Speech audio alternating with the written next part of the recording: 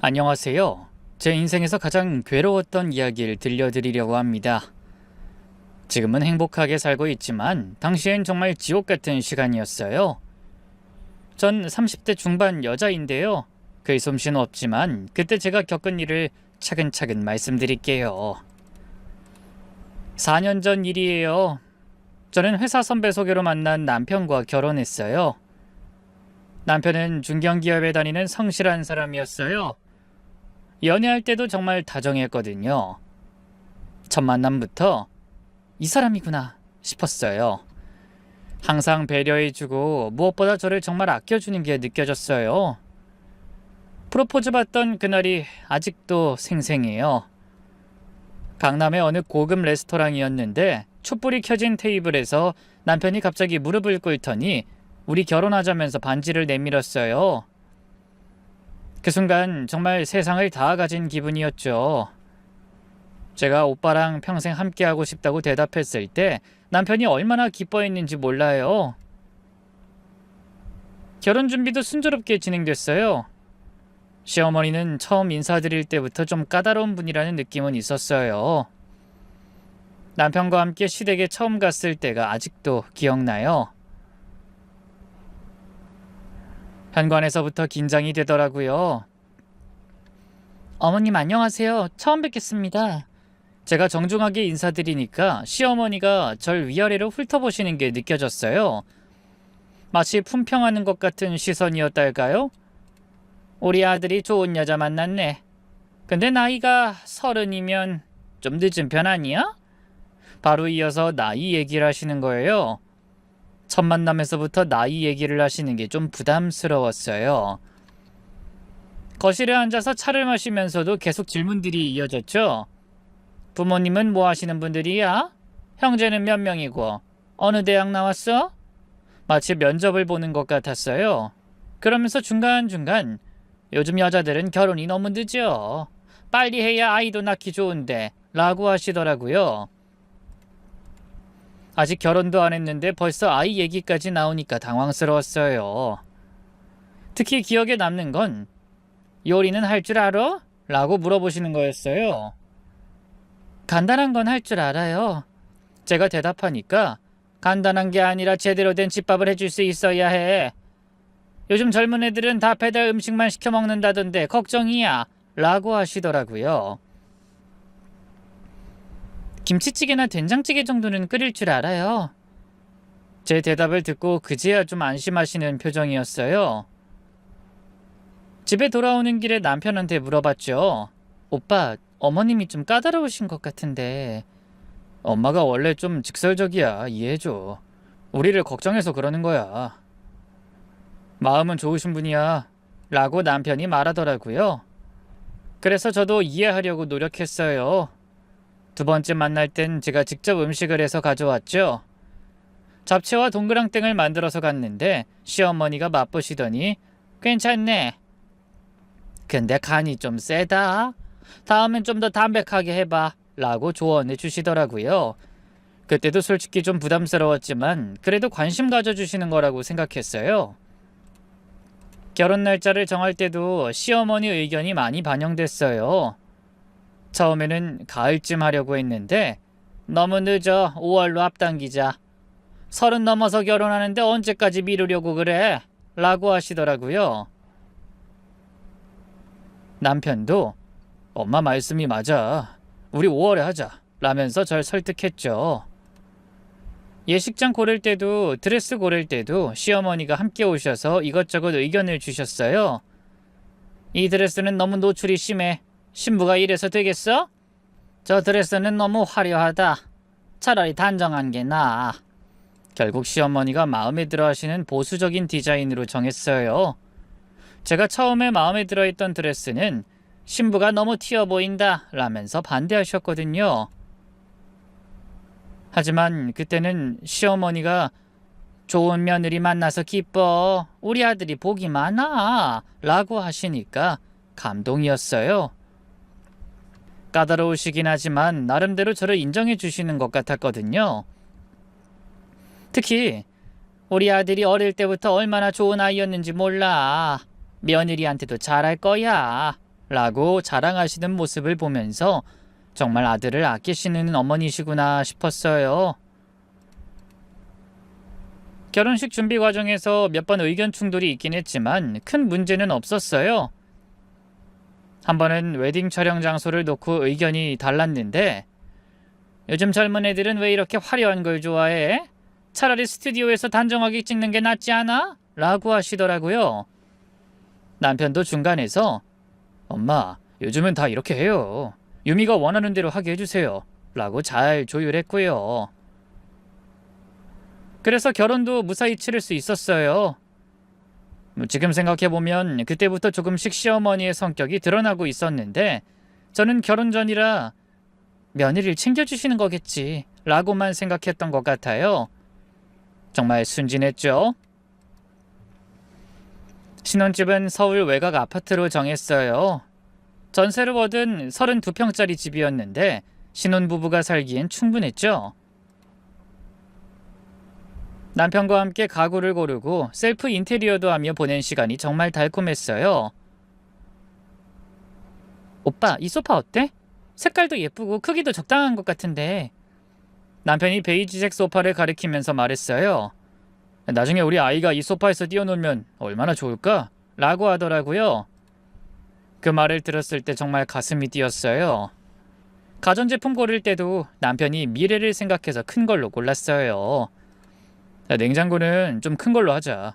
나중에 아이 이유식 재료도 많이 보관해야 하고 가족이 늘어나면 음식도 많이 해야 하잖아. 얼마나 아이를 원하는지 느껴져서 정말 감동이었죠.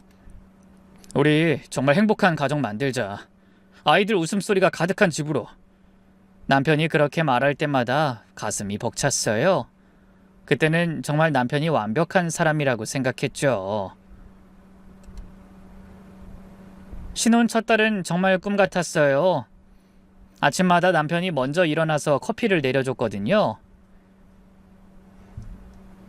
오늘은 예쁜 하루 보내라고 특별 블렌드야. 침대로 가져다주는 커피 향에 잠이 확 깼어요. 출근 전엔 항상 현관에서 5분씩 떨어지지 않으려고 했죠. 한 번만 더 라고 하면서 뽀뽀를 몇 번씩 하고서야 겨우 헤어졌어요. 하지만 2달째부터 시어머니의 간섭이 시작됐어요. 처음엔 며느리 밥은 잘 챙겨 먹니? 라는 안부 전화였는데 점점 오늘은 뭐 해 먹었어? 로 바뀌더니 급기야 된장찌개에 두부는 넣었지? 호박은? 까지도 세세하게 물으셨어요. 어느 날은 예고도 없이 저 혼자 있는 집에 오셨죠. 초인종이 안 울려서 비밀번호 눌렀어. 제가 놀라자 가족끼리 뭘 그렇게 놀라? 라고 하시더라고요. 부엌을 둘러보시더니 싱크대에 그릇이 있네. 바로바로 치워야지. 라고 지적하셨어요. 냉장고를 열어보시고는 반찬이 이것밖에 없어? 우리 아들 제대로 먹이는 거 맞아? 한 번은 청소하는 걸 보시더니 한숨을 쉬셨죠. 요즘 애들은 청소도 제대로 못하는구나. 제가 어디가 더러운데요? 라고 물으니 화장실 타일 사이사이 때가 꼈잖아. 칫솔로 빡빡 문질러야 해. 거실 구석을 손가락으로 쓸어보시고는 먼지가 이렇게 많은데 청소했다고? 요리 간섭은 더 심했어요. 고기는 핏물을 완전히 빼야 해. 30분은 담가놔. 파는 흰 부분만 써. 초록 부분은 질겨. 계란찜에 새우젓을 넣어야 감칠맛이 나지. 제가 나름대로 요리에도 늘 뭔가 부족하다고 하셨어요. 나한테 요리 배워야겠구나. 주말에 와서 배워가. 그렇게 주말마다 시댁 방문도 의무가 됐어요. 일요일은 무조건 와야 해. 아침 일찍. 토요일 저녁에 친구를 만나는 것도 내일 시댁 가야 해서 일찍 들어가야 해. 라며 눈치 보며 자리를 떴어요. 일요일 아침 8시에 일어나서 준비하고 9시엔 출발해야 했죠. 시댁에 가면 제가 부엌 일을 다 해야 했어요. 며느리가 이런 건 배워둬야지. 전 부치고 나물 무치고 국 끓이고 시누이는 거실에서 TV 보고 있는데 저만 부엌에서 일했어요. 언니는 안 도와줘도 되나요? 라고 물으면 시어머니가 딸은 손님이야 라고 하시더라고요. 점심 먹고 설거지까지 끝내면 오후 3시, 그때부터 또 저녁 준비를 시작해야 했어요. 저녁은 좀 간단하게 하면 안 될까요? 간단하게? 가족이 모였는데 대충 먹자는 거야? 결국 저녁 7시까지 시댁에 있다 파김치가 되어서 집에 돌아왔죠. 오빠, 너무 힘들어. 매주 이렇게 해야 해? 제가 하소연하면 남편은 엄마가 외로우신가 봐. 조금만 참아줘. 라고 했어요. 예전엔 우리 주말엔 데이트하자. 라고 했던 사람이 이제는 엄마가 기다리시잖아. 라고 하니 서운했어요. 그 무렵부터 남편의 행동이 이상해지기 시작했어요. 퇴근이 늦어졌죠. 오늘도 야근이야? 프로젝트 때문에. 11시가 넘어서 들어오는 날이 많아졌는데 이상하게 야근했다는 사람치고는 얼굴이 상기돼 있고 옷에서 향수 냄새가 났죠. 오빠 향수 뿌렸어? 아니. 그 클라이언트가 향수를 많이 뿌렸나 봐. 하지만 남자 향수 냄새는 아니었어요. 은은한 꽃향기였죠. 샤워를 평소보다 오래 하고 핸드폰을 화장실까지 들고 가기 시작했어요. 침대에서도 변했어요. 예전엔 먼저 안아주던 사람이 이제는 피곤해, 먼저 잘게 라며 등을 돌렸어요. 제가 다가가면 내일 일찍 일어나야 된다며 피했고요. 주말 아침에 달콤한 브런치도 사라졌어요. 엄마네 가야 하니까 그냥 간단하게 먹자. 제가 어느 날 한 번은 오빠, 요즘 왜 이래? 예전 같지 않아. 라고 말하니 무슨 소리야, 똑같은데 라며 대답하는 중에도 남편은 핸드폰 하며 제 눈을 마주치지 않았어요. 퇴근 후 술 냄새도 잦아졌어요. 또 회식이었어? 팀원들이랑. 하지만 택시 영수증을 보니 강남에서 우리 집까지. 남편 회사는 여의도인데 왜 강남에서 택시를 탔을까요? 한 번은 남편이 샤워하는 동안 핸드폰에 메시지가 왔어요. 오늘도 즐거웠어. 다음엔 더 오래 있고 싶어. 발신전엔 거래처 김과장으로 저장돼 있었지만 하트 이모티콘이 가득했죠. 거래처와 이런 메시지를 하나요? 그런데도 저는 모른 척했어요. 아니, 믿고 싶지 않았어요. 우리의 달콤했던 신혼의 추억들, 영원히 사랑하겠다던 약속들이 모두 거짓이 될까봐 무서웠거든요. 그저 일시적인 거라고, 곧 예전처럼 돌아올 거라고 스스로 위로했어요. 결혼한 지 3개월쯤 됐을 때였어요. 추석이었는데 시댁에 인사드리러 갔어요.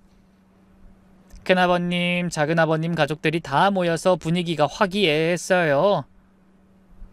큰어머니는 저를 반겨주시면서 새며느리 왔다고 하시고 시누이들도 언니라고 부르면서 친근하게 대해줬어요.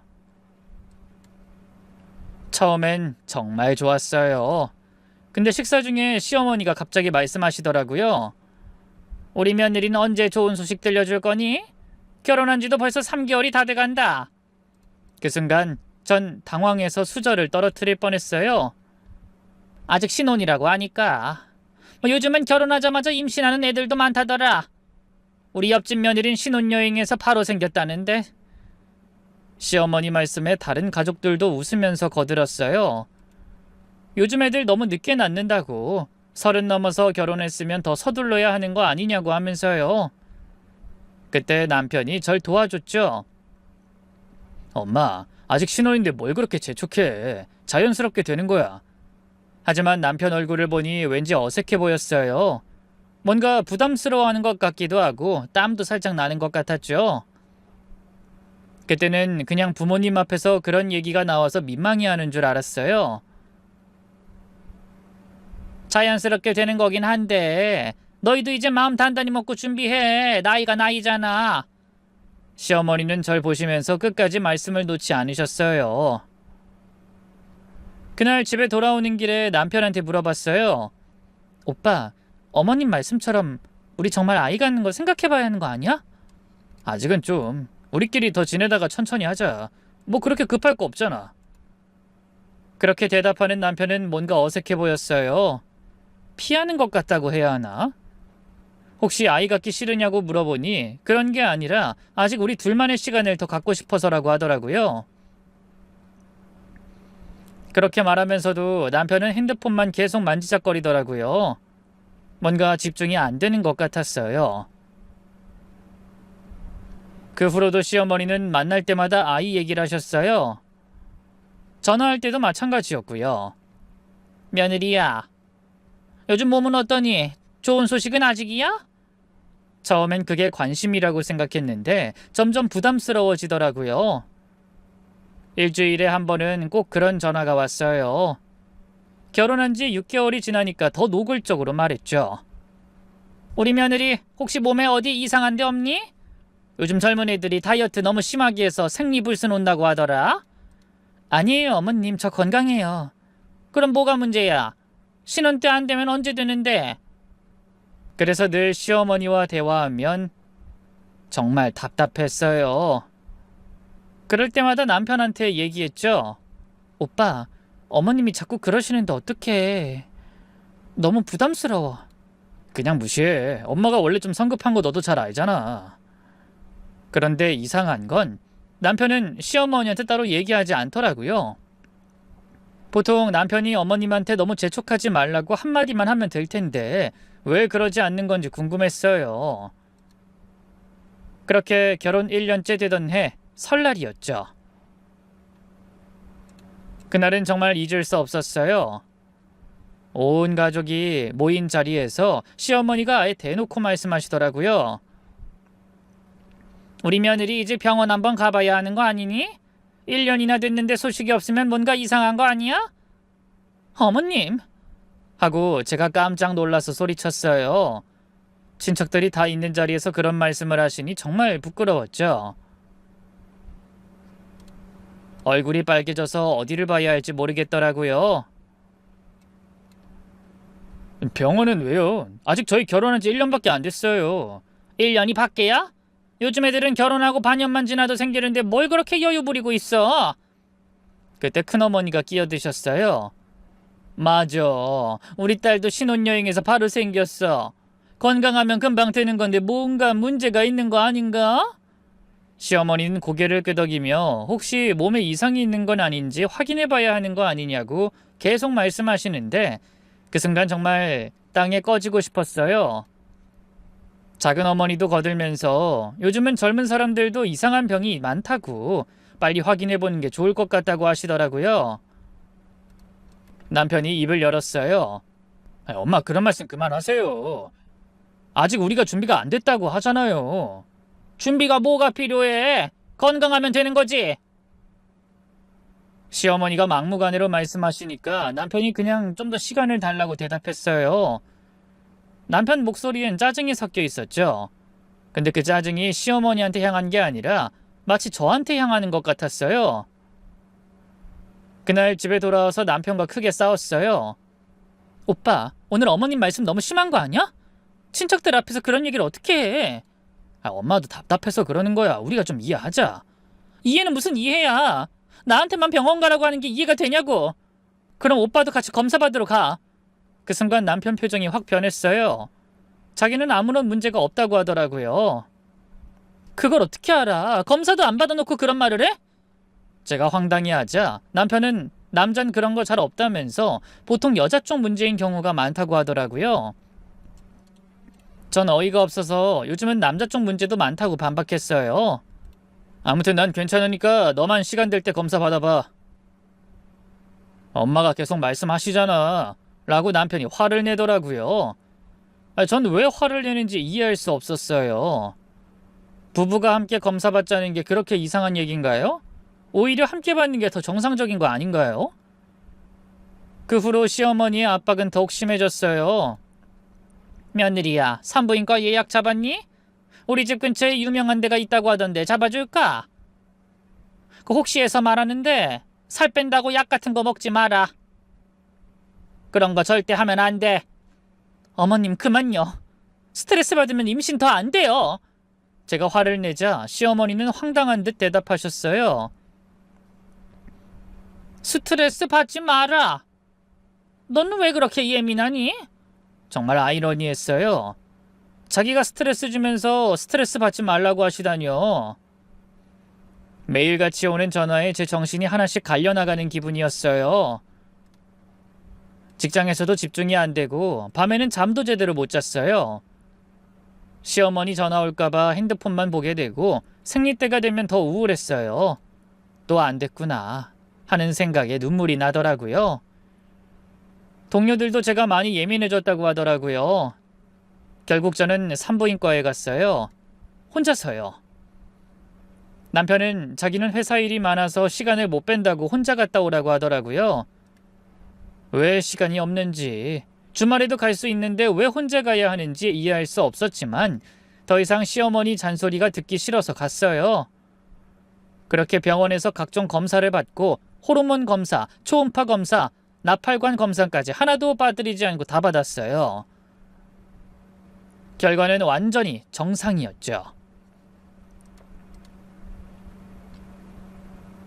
아무 이상 없습니다. 매우 건강하시고 아이를 갖는데 전혀 문제 없을 것 같은데요. 의사 선생님 말씀에 안도했지만 한편으로는 더 답답했어요. 그럼 왜 임신이 안 되는 거지? 뭔가 다른 문제가 있는 건 아닐까 하고요. 혹시 남편분께서도 함께 검사를 받아보시는 게 어떨까요? 의사 선생님이 조심스럽게 말씀하셨어요. 요즘엔 남성 쪽 원인도 많습니다. 부부가 함께 검사받는 게 정확한 진단에 도움이 되니 참고해 주세요. 그렇게 집에 돌아와서 남편한테 말했어요. 오빠, 난 이상 없대. 근데 의사 선생님이 오빠도 검사 받아보는 게 좋을 것 같다고 하시던데. 남편이 괜찮다고 말했는데 왜 자꾸 그러냐고 짜증을 내더라고요. 아니, 검사를 받아보면 확실히 알 수 있다잖아. 됐다니까, 필요 없어. 난 정말 괜찮아. 그때부터 이상했어요. 왜 그렇게 검사 받길 거부하는 걸까? 뭔가 숨기는 게 있는 건 아닐까? 하지만 계속 물어보기도 어색했어요. 뭐 그냥 시간이 지나면 자연스럽게 될 거라고 생각했죠. 남편이 그렇게 싫어하는데 억지로 끌고 갈 수도 없고요. 근데 시어머니는 제 검사 결과를 듣고도 만족해하지 않으셨어요. 정말 이상 없다고? 그럼 왜 안 돼? 혹시 병원을 잘못 간 거 아니야? 어머님, 제가 큰 병원에서 정밀 검사까지 받았어요. 그래도 다른 병원에서도 한 번 더 받아봐. 의사마다 다르게 볼 수도 있잖아. 그렇게 간 두 번째 병원에서도 아무 이상 없다고 같은 결과가 나왔어요. 그런데도 시어머니는 계속 의심하셨죠. 눈앞에 검사 결과지가 있는데도요. 그럼 한의원은 어떠니? 서양의학으로는 모르는 게 있을 수도 있잖아. 어머님, 아니면 좋다는 보약이라도 먹어봐. 어? 몸을 보호해야 해. 그래서 한의원까지 갔어요. 거기서도 몸이 건강하다고 기혈순환도 좋다는 칭찬만 들었죠. 그런데도 시어머니는 대체 왜 안 되는 거냐는 말을 반복하셨어요. 점점 저에 대한 의심의 눈초리가 짙어지더라고요. 뭔가 숨기는 게 있다는 식으로 바라보시는 거예요. 결혼 2년째가 되니까 시어머니의 태도가 완전히 달라졌어요. 혹시 결혼 전에 뭔가 있었던 거 아니냐? 요즘 젊은 애들이 함부로 살다가 이상해지는 경우가 있다고 하시던데. 그 말을 들었을 때 정말 충격이었어요. 결혼 전 과거까지 의심하다니요. 절 뭘로 보는 건지 이해할 수 없었어요. 어머님, 그런 말씀은 너무 하셨어요. 그럼 뭐가 문제냐? 2년 동안 애가 안 생긴다는 게 정상이야? 가는 병원마다 이상 없다고 했잖아요. 병원이 만능이야? 너 뭔가 숨기는 거 있지? 쏘아붙이듯 말하는 시어머니가 정말 어이가 없었어요. 그래서 남편한테 다시 하소연했어요. 오빠, 어머님이 내 과거까지 의심했어. 너무한 거 아니야? 남편은 엄마가 답답해서 그러는 거라며 조금만 참아보라고 계속 같은 말만 반복했어요. 참는 것도 한계가 있어. 그리고 오빠, 정말 검사 안 받을 거야? 난 정말 괜찮다니까. 왜 자꾸 그래? 그때 남편은 짜증을 내며 처음으로 다른 얘기를 했어요. 사실 예전에 검사 받아봤는데 문제 없다고 했다는 거예요. 언제 어느 병원에서 받았냐고 물어보니까 결혼 전에 친구가 추천해준 데서 받았다고 하더라고요. 그럼 결과지 어딨어? 보여줘봐. 그런 거 왜 보관해? 그리고 오래됐어. 뭔가 이상했어요. 결혼 전에 미리 검사를 받았다고? 친구 추천으로?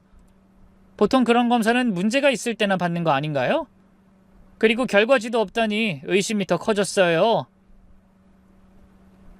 어떤 친구가 추천해줬냐고, 왜 갑자기 그런 검사를 받을 생각을 했냐고 물어봤지만 남편은 대답을 회피했죠. 그렇게 시간이 흘러 운명의 그날이 왔어요. 남편이 출장을 간다고 해서 혼자 집에 있었는데 세탁할 옷을 정리하다 남편 정장 주머니에서 뭔가 딱딱한 게 만져졌어요. 뭔가 했더니 병원 봉투더라고요. 궁금해서 열어봤는데 처음엔 그냥 감기약인가 싶었어요. 그 안엔 남편 이름으로 된 정액검사 결과지가 들어있었죠. 날짜를 보니 결혼 직후, 그러니까 2년 전이었어요. 결혼 전에 받았다고 했는데 결혼 후에 받은 거였어요. 그런데 결과를 보고 정말 충격을 받았어요. 무정자증이라고 크게 적혀 있었거든요. 손이 떨려서 종이를 제대로 잡을 수가 없었어요. 무정자증은 아이를 가질 수 없다는 뜻이잖아요. 그럼 지난 2년 동안 제가 받은 모든 모욕과 의심들이 뭐였던 거죠? 남편은 모든 걸 알고 있으면서 저만 바보로 만든 거예요? 온몸이 떨렸어요. 화가 나면서도 한편으론 허탈했어요. 몸도 떨릴 정도로 정말 믿을 수 없었어요. 근데 더 충격적인 건 그 결과지 뒤에 또 다른 서류가 붙어 있었어요.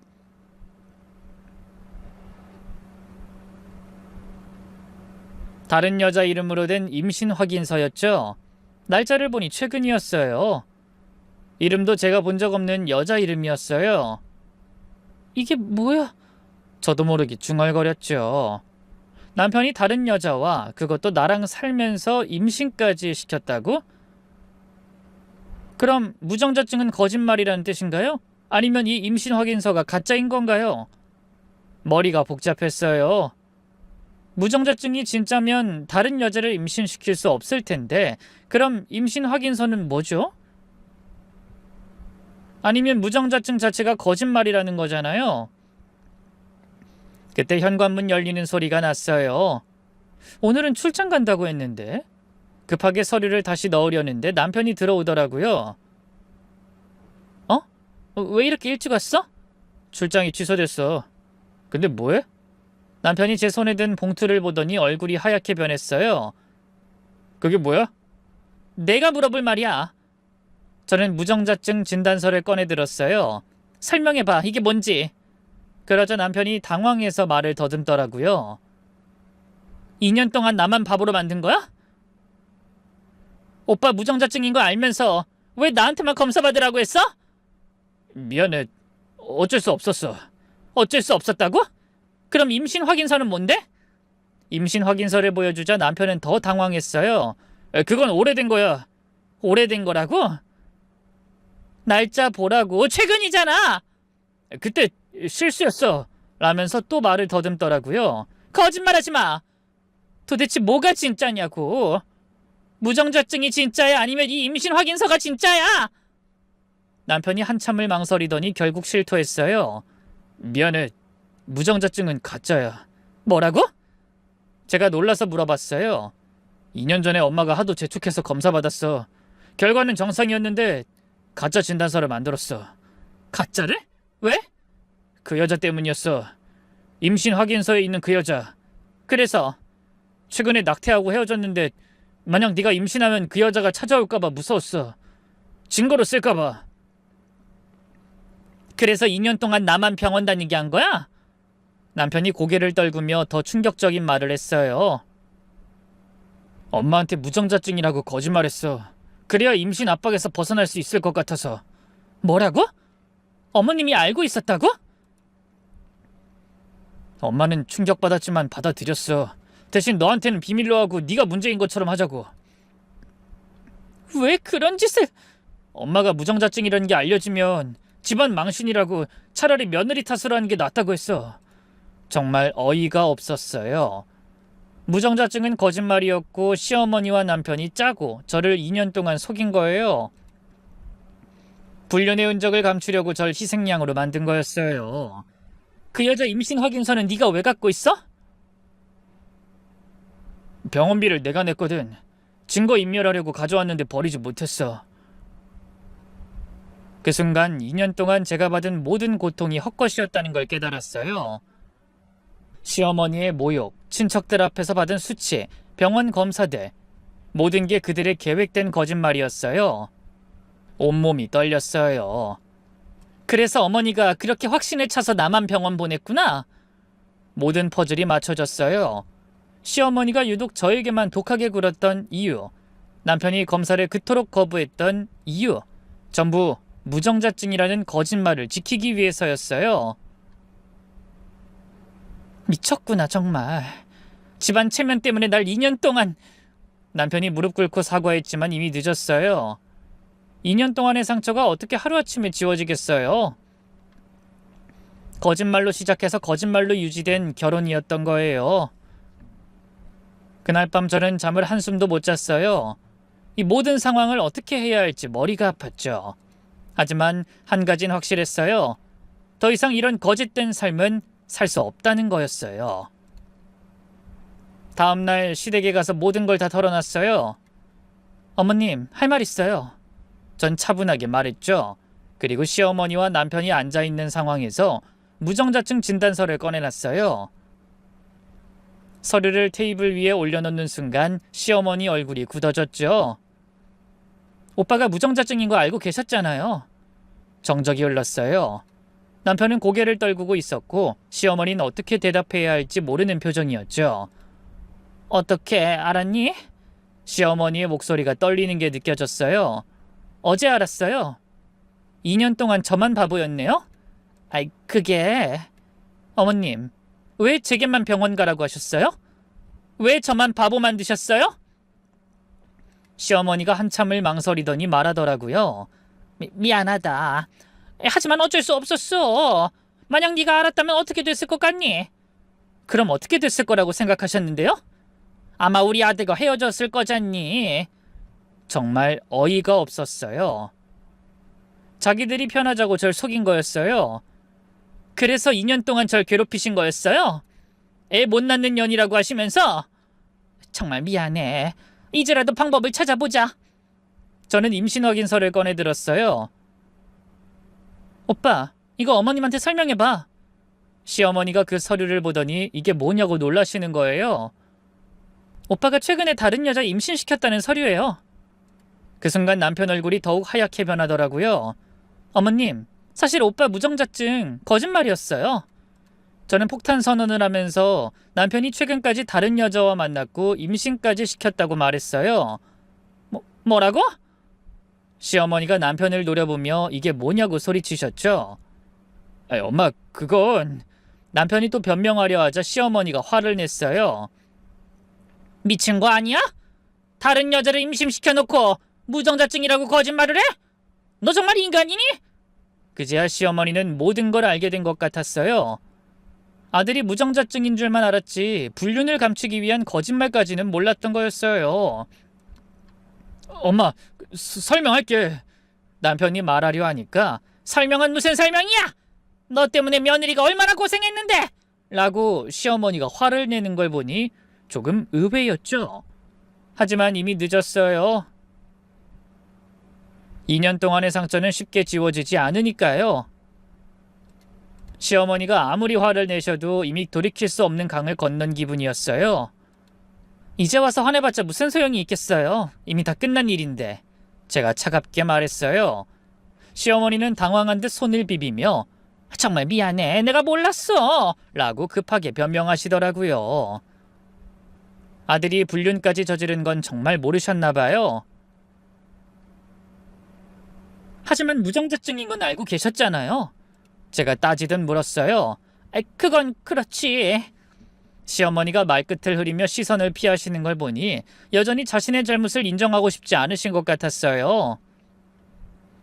2년 동안 저를 불임 취급하며 괴롭힌 건 정당했다고 생각하시는 거겠죠? 더 이상 이 사람들과 대화할 가치를 못 느꼈어요. 이혼할게요. 제가 담담하게 선언하자 시어머니와 남편이 동시에 흠칫했어요. 뭐? 이혼이라고? 시어머니가 믿을 수 없다는데 되물으셨죠. 네, 더 이상 이런 집에서 살 수 없어요. 사실 그 순간 이미 마음속으론 모든 게 정리된 상태였어요.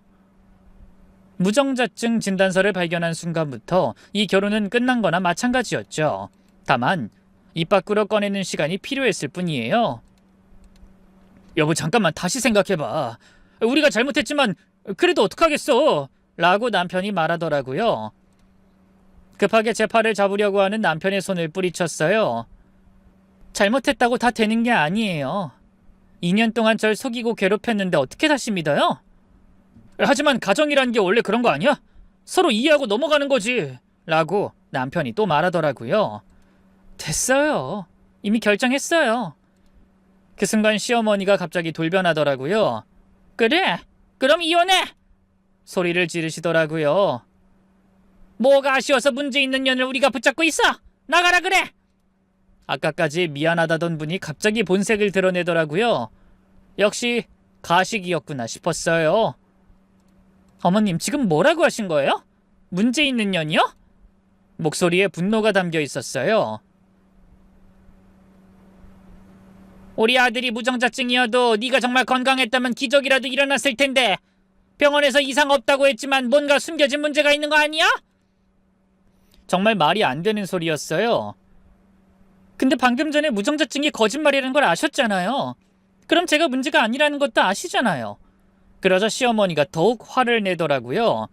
어쨌든 2년 동안 애가 안 생긴 건 사실 아니야? 완전히 정상이었다면 방법이라도 있었을 거야. 정말 끝까지 억지를 부리시는 거였어요. 이번 주 내로 갈라서라. 우리 집 망치지 말고. 그 말을 듣는 순간 오히려 속이 시원했어요. 좋아요, 그렇게 하겠어요. 저는 차분하게 대답했죠. 대신 위자료는 제대로 받을 거예요. 정신적 피해 보상까지 해서요. 시어머니가 갑자기 끼어들더라고요. 위자료는 무슨 위자료야? 뭘 잘했다고? 뭘 잘했냐고요? 2년 동안 거짓말에 속아서 모욕당한 게 제 잘못이에요? 그러니까 처음부터 네가 더 적극적이었으면 이런 일도 없었을 거야! 라고 시어머니가 또 우기시더라고요. 정말 대화가 안 되는 분이었어요. 이혼 절차는 생각보다 빨리 진행됐어요. 남편 측에서도 빨리 정리하고 싶어 했거든요. 변호사 선임하고 서류 준비하는 과정에서 남편이 몇 번 연락 왔어요. 여보, 정말 이혼할 거야? 다시 한번 생각해보자. 정 안 되면 입양해서라도 가정 꾸리면 되잖아. 저는 어이가 없어서 그 뒤로 남편 번호를 차단시켰어요. 나중에 들은 얘기로는 남편이 그 불륜 여자한테 연락했는데 그 여자는 이미 다른 남자와 만나고 있었다고 하더라고요. 누구세요? 연락하지 마세요. 라고 그 여자가 오히려 차갑게 대했다는 소식까지 들렸어요. 참 아이러니했어요. 절 버리고 그 여자를 택하려고 했는데 정작 그 여자는 남편을 원하지 않았던 거죠. 정말 자업자득이라는 말이 딱 맞는 상황이었어요.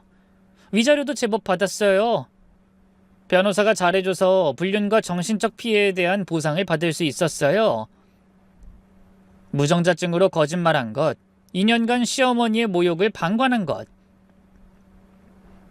모든 게 증거가 됐어요. 남편도 잘못을 인정할 수밖에 없었고요. 이혼하고 나니까 정말 홀가분했어요.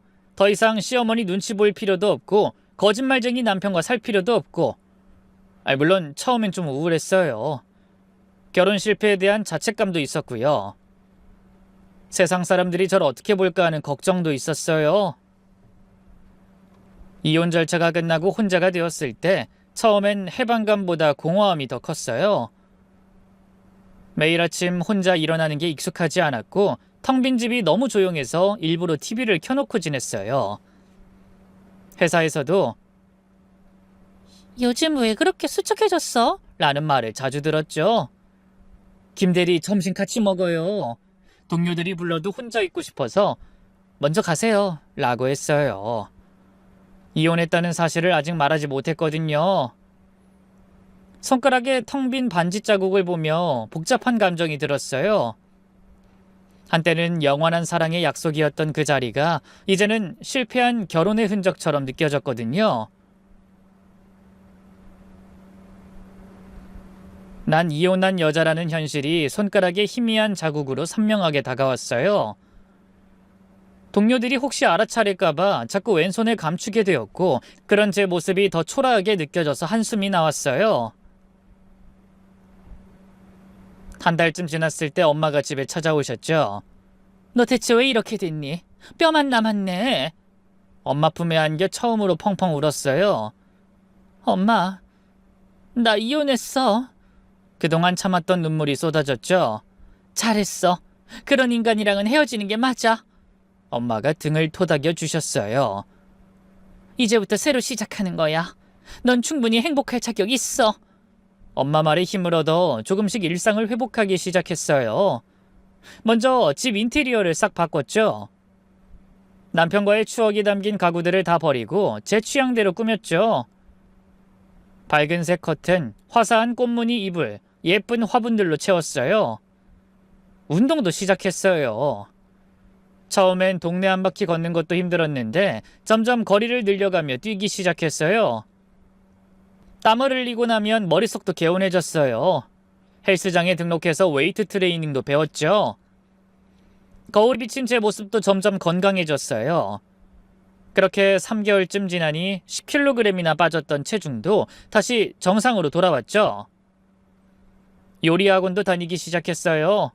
시어머니가 그렇게 지적하던 요리, 이제는 제가 즐기면서 배우고 싶었거든요. 어머, 유미 씨는 손재주가 있으시네요. 선생님 칭찬에 자신감이 생겼어요. 그리고 회사에도 이혼 사실을 알렸죠. 김대리 힘들었겠다. 우리가 몰라봐서 미안해. 따뜻한 위로에 오히려 마음이 편해졌어요. 점심도 다시 같이 먹기 시작했고 회식도 참여했죠. 6개월쯤 지났을 때 회사에서 새로운 프로젝트를 맡게 됐어요. 다른 부서와 협업하는 일이었는데 그때 그를 만났어요. 기획팀 박진호 과장이었죠. 첫인상은 평범했어요. 안경 쓴 얼굴에 차분한 말투, 하지만 일하는 모습은 정말 프로페셔널했어요. 꼼꼼하면서도 배려심이 깊었죠. 한 달쯤 같이 일했을 때 프로젝트가 성공적으로 마무리되고 팀 회식 자리에서 처음으로 개인적인 대화를 나눴어요. 김 대리님은 주말에 뭐 하세요? 요즘은 운동이랑 요리 배우고 있어요. 저도 요리 좋아하는데 혹시 맛집 좋아하세요? 자연스럽게 주말에 맛집 탐방을 하게 됐어요. 처음엔 정말 동료로서 만났는데 대화가 잘 통했죠.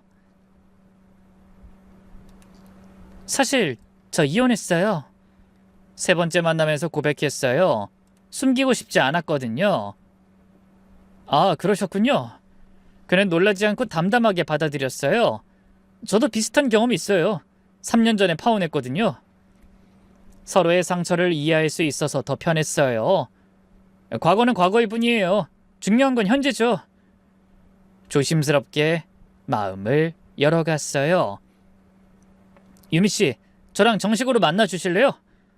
2달쯤 지났을 때 진우씨가 고백했어요. 다시 누군가를 믿는다는 게 무서웠지만 용기를 냈죠. 진우씨는 정말 달랐어요. 약속 시간에 늦은 적이 없었고 거짓말도 하지 않았어요. 휴대폰도 아무렇게나 놔뒀고 제가 보든 말든 신경 쓰지 않았죠. 부모님께 인사드리고 싶은데 부담스러우시면 천천히 해도 돼요. 교제 6개월째 그가 말했어요. 아니에요. 저도 인사드리고 싶어요. 새 시어머니를 만나러 가는 날 손에 땀이 났어요. 또 나이 많다고 뭐라 하시면 어떡하지? 하지만 걱정은 기우였어요. 어머, 이렇게 예쁜 분이랑 사귀고 있었구나. 따뜻하게 맞아주셨어요. 나이? 그게 뭐가 중요해. 우리 아들이 좋다는데. 어머님, 사실 제가 이혼 경력이... 아이고, 그런 건 말 안 해도 돼. 과거가 뭐가 중요해. 지금 행복하면 됐지. 시아버지도 마찬가지였어요. 아버지라고 편하게 불러. 우리 아들 잘 부탁해. 진짜 가족이 된 기분이었죠. 조촐한 결혼식을 치르고 신혼집은 제가 어릴 때부터 살고 싶었던 동네로 정했어요. 남양이라 햇살이 잘 들어오는 아담한 집이었죠. 남편이 베란다에서 여보, 여기 전망이 정말 좋다. 라며 감탄하는 모습을 보니 저도 덩달아 행복했어요.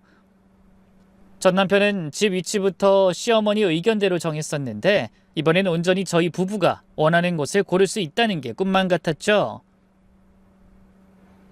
결혼하고 석 달쯤 지났을 때였어요. 아침에 일어나면 속이 울렁거리고 평소 좋아하던 커피 냄새만 맡아도 구역질이 났어요. 설마 하는 마음에 퇴근길에 약국에 들러 임신 테스트기를 샀죠. 화장실에서 떨리는 손으로 확인하는데 선명한 2줄이 나타났어요. 남편에게 조심스럽게 말하자 그는 저를 안아들고 빙글빙글 돌았죠. 정말? 정말이야? 우리 아기가? 눈물을 글썽이며 기뻐하는 모습에 저도 울컥했어요. 전 남편은 아이 얘기만 나와도 불편해하고 화제를 돌렸는데 지금 남편은 진심으로 기뻐하니 이게 정상적인 반응이구나 싶었죠. 시부모님께 전화드리니 너무 기뻐하셔서 바로 달려오셨어요. 아이고, 우리 손자가 생긴다니 어떻게 이런 기쁜 일이? 시어머니는 제 손을 꼭 잡고 눈물까지 글썽이셨어요. 이제부턴 무리하면 안 돼. 무거운 건 들지도 말고. 전 시어머니는 왜 아직도 안 생겨? 라며 다그치기만 했는데 새 시어머니는 진심으로 축하해 주시니 감동이었어요. 입덧이 시작되면서 고생이 이만저만이 아니었어요. 하지만 남편이 정말 잘 챙겨줬죠. 새벽 3시에 갑자기 딸기가 먹고 싶어 라고 하면 잠옷 위에 패딩만 걸치고 24시간 마트로 뛰어갔죠. 배가 점점 불러오면서 태동을 느끼기 시작했고 남편이 퇴근하고 오면 제일 먼저 하는 일이 제 배에 얼굴을 대고 우리 아가야, 아빠야 라고 말하는 거였어요.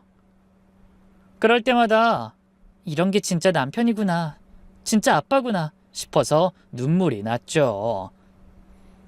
옛날엔 상상도 하지 못했던 일이었으니까요. 전 남편은 밤늦게 다른 여자 만나러 나갔으면서도 피곤하다며 제 부탁은 들어준 적이 없었는데 말이에요. 출산 예정일이 다가올수록 불안했지만 남편이 곁에 있어 든든했어요. 진통이 시작됐을 때도 침착하게 병원으로 데려갔고 분만실에서도 계속 손을 잡아줬죠. 드디어 아기 울음소리가 들렸을 때 남편도 울먹이며 여보, 우리 아들이래. 정말 고생했어 라고 했어요. 시부모님이 병실로 오셨을 때 시어머니는 아기를 보자마자 어머나, 이렇게 예쁠 수가? 라며 감격하셨죠. 우리 며느리 정말 고생 많았지. 산후조리 제대로 해야 해. 검사하라며 저를 병원으로 내몰았던 전 시어머니와 달리 새 시어머니는 제 건강을 진심으로 걱정해 주셨어요. 산후조리원에 있는 동안 시어머니는 거의 매일 오셨어요. 우리 며느리가 잘 먹어야 민준이도 건강하게 크지 라며 제가 좋아하는 음식들을 가져다 주셨죠. 며느리가 못나서 애가 안 생긴다 라는 말을 듣던 제가 이젠 새 시어머니에게 우리 며느리 덕분에 이렇게 예쁜 손주를 봤다 라는 말을 들으니 정말 꿈을 꾸는 것 같았어요. 같은 시어머니인데 어떻게 이렇게 다를 수 있을까 싶었어요. 집에 와서도 시어머니의 도움은 계속됐죠. 내가 좀 봐줄 테니 며느린 쉬어 라고 하시며 능숙하게 아이를 돌봐주셨죠. 전에는 시어머니가 집에 오시는 게 지옥 같았는데 이젠 시어머니가 오시는 날이 기다려질 정도였어요. 이게 정말 현실인가 싶을 정도로 모든 게 달랐죠. 아이가 100일이 됐을 때 찍은 가족 사진을 볼 때마다 생각해요. 만약 그때 그 집을 떠나지 않았다면 이런 행복은 절대 누리지 못했을 거라고. 평생 아이 못 낳는 며느리로 손가락질 받으며 살았겠죠? 시간이 흘러 아이가 2살이 됐어요. 처음 엄마 라고 또렷하게 부른 날 저는 감격해서 울었어요. 전 남편은 절대 주지 못했을 이 기쁨을 지금 남편과 함께 누릴 수 있어서 정말 감사했죠. 가끔 이 모든 게 꿈은 아닐까 싶을 정도로 행복한 순간들이 계속되고 있었죠. 그렇게 평화로운 일상이 이어지던 어느 토요일 오후였어요. 아이가 장난감을 갖고 놀다가 갑자기 엄마, 마트 가자, 과자 사줘 라고 보채기 시작했어요. 주말이라 집에서 쉬고 싶었지만 고집을 꺾을 수 없어 근처 대형마트로 향했죠. 토요일 오후의 마트는 늘 그렇듯 가족 단위 손님들로 북적였어요. 젊은 부부들이 아이들을 카트에 태우고 장을 보는 모습이 곳곳에 보였죠. 민준이를 카트 앞쪽에 태우니 빵빵 자동차다! 라며 신나했어요. 엄마랑 약속했지? 과자는 하나만이야? 응, 민준이 착해! 아이의 밝은 대답에 웃으며 과일 코너로 향했어요. 제철 딸기를 고르고 있는데 저 멀리 채소 코너 쪽에서 익숙한 뒷모습이 눈에 들어왔어요. 구부정한 어깨, 듬성듬성 흰머리가 섞인 파마머리, 낡은 감색 점퍼. 설마 하는 마음에 다시 봤지만 분명 아는 사람 같았어요. 제발 아니길 속으로 바라며 일부러 반대 방향으로 카트를 돌렸어요. 굳이 마주칠 필요는 없으니까요. 하지만 운명인지 악연인지 그 사람이 몸을 돌리는 순간 정면으로 눈이 마주쳐버렸죠. 전 시어머니였어요. 3년 만에 만남이었죠. 순간 온몸이 얼어붙는 것 같았어요. 심장이 쿵쿵 뛰기 시작했고 무의식적으로 아이를 제 쪽으로 더 가까이 끌어당겼어요. 전 시어머니도 저를 알아본 듯 잠시 멈칫하더니 손에 들고 있던 물을 내려놓고 천천히 다가오기 시작했어요. 3년 사이에 정말 많이 늙으셨더라고요. 예전에 당당하고 날카로운 모습은 온데간데 없었어요. 얼굴엔 깊은 주름이 가득했고 한때 반듯하게 세팅하고 다니던 머리는 윤기를 잃고 푸석푸석해 보였죠. 무엇보다 눈빛이 달랐어요. 저를 내려다보며 심판하듯 날카롭던 그 눈이 이제는 불안하고 초조해 보였거든요. 유미야. 떨리는 목소리로 제 이름을 부르는 걸 듣자 묘한 기분이 들었어요. 한때는 야, 너, 며느리! 라고만 부르며 무시하던 사람이 이제는 조심스럽게 제 이름을 부르고 있었으니까요. 안녕하세요. 최대한 무덤덤하게 인사했어요. 더 이상 이 사람에게 상처받고 싶지 않았거든요. 전 시어머니의 시선이 제 옆으로 향하는 걸 느꼈어요. 카트를 보더니 표정이 복잡해졌죠. 가족용 대용량 우유, 아이 과자, 기저귀 등 누가 봐도 행복한 가정의 장보기 카트였으니까요. 그때 아이가 장난감 자동차를 떨어뜨렸어요. 엄마, 민준이 자동차! 그 순간 전 시어머니의 얼굴이 하얗게 질리는 게 보였어요. 믿을 수 없다는 표정으로 민준이를 뚫어지게 바라보더니 입술이 파르르 떨리기 시작했어요. 손에 들고 있던 장바구니가 바닥에 떨어질 정도로 충격을 받은 것 같았어요. 저 아이가 네 아들이니? 간신히 나온 목소리는 거의 들리지 않을 정도로 작았어요. 네, 제 아들이에요. 2살이죠. 담담하게 대답했지만 속으론 복잡한 감정이 소용돌이쳤어요. 2년 동안 저를 불임 취급하며 온갖 모욕을 줬던 사람 앞에서 건강하고 예쁜 아들과 함께 서 있다는 게 너무나 아이러니했거든요. 시어머니는 아이를 보며 말을 잇지 못했어요. 아이의 까만 눈동자, 오뚝한 코, 건강하게 빛나는 얼굴, 누가 봐도 정상적이고 건강한 아이였죠. 그것도 제가 낳은. 그럼 쟤 오늘 좋은 사람 만나서 행복하게 살고 있어요. 제 대답에 시어머니가 비틀거렸어요. 근처에 있던 진열대를 잡고 겨우 중심을 잡는 모습이 안쓰럽기도 했지만 동정심은 들지 않았어요. 그때 시어머니가 자신의 카트를 슬쩍 뒤로 빼는 걸 봤어요. 하지만 이미 늦었죠. 1인용 즉석밥, 작은 반찬통들, 혼자 먹기 딱 좋은 양의 과일. 누가 봐도 혼자 사는 사람의 장복이었어요. 어머님도 장보러 오셨네요. 아드님은 잘 지내시죠? 전 남편의 일상이 궁금하진 않았지만 일부러 물었어요. 시어머니의 얼굴이 더욱 창백해졌죠. 그래, 잘 지내지. 바빠서 자주 못 봐도. 거짓말하는 게 뻔히 보였어요. 예전 같았으면 우리 아들이 얼마나 잘났는데 라며 자랑을 늘어놨을 텐데 이젠 말을 얼버무리기만 했죠. 며느님도 잘 지내시고요? 그럼 며느리도 잘 지내고. 대답할수록 목소리가 작아졌어요. 아이가 지루했는지 엄마 이제 가자 라고 보채기 시작했어요. 그래 조금만 기다려. 제가 아이를 달래는 모습을 시어머니는 넋을 잃고 바라봤어요. 아마 상상도 못했겠죠. 그렇게 무시하고 괴롭혔던 며느리가 이렇게 예쁜 아이의 엄마가 되어 있을 거라고는. 나중에 마트 직원분에게 들은 얘기로는 시어머니가 병원에 실려갔는데 다행히 큰일은 아니었다고 해요.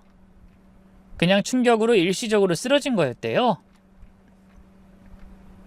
지금 생각해보니까 정말 잘된 일이었어요. 만약 그때 이혼하지 않았다면 지금의 행복은 없었을 거예요. 좋은 남편도 만나지 못했을 거고 귀여운 아들도 낳지 못했을 거고요. 모든 게 때가 있는 것 같아요. 요즘은 정말 행복해요. 남편은 저와 아이를 정말 아껴주고 아이는 건강하게 자라고 있어요. 시어머니는 정말 좋으세요. 저를 친딸처럼 대해주시고 아이도 너무 예뻐해주세요. 이런 말씀을 들을 때마다 정말 감사해요. 진짜 가족이라는 게 이런 거구나 싶어요. 가끔 과거를 생각해봐요. 그때 그 고생이 있었기에 지금의 행복이 더 소중하게 느껴지는 것 같아요. 그리고 사람을 볼 줄 아는 눈도 생겼고요. 결혼을 앞두고 계신 분들, 연애 중이신 분들께 한 가지 꼭 말씀드리고 싶은 게 있어요. 상대방이 뭔가 숨기는 게 있다 싶으면 반드시 확인해 보세요. 설마 하는 마음에 넘어가지 마시고요. 그리고 시댁에서 부당한 대우를 받으신다면 절대 참지 마세요. 당신이 잘못한 게 아니에요. 긴 이야기 들어주셔서 감사합니다. 모두 행복하세요.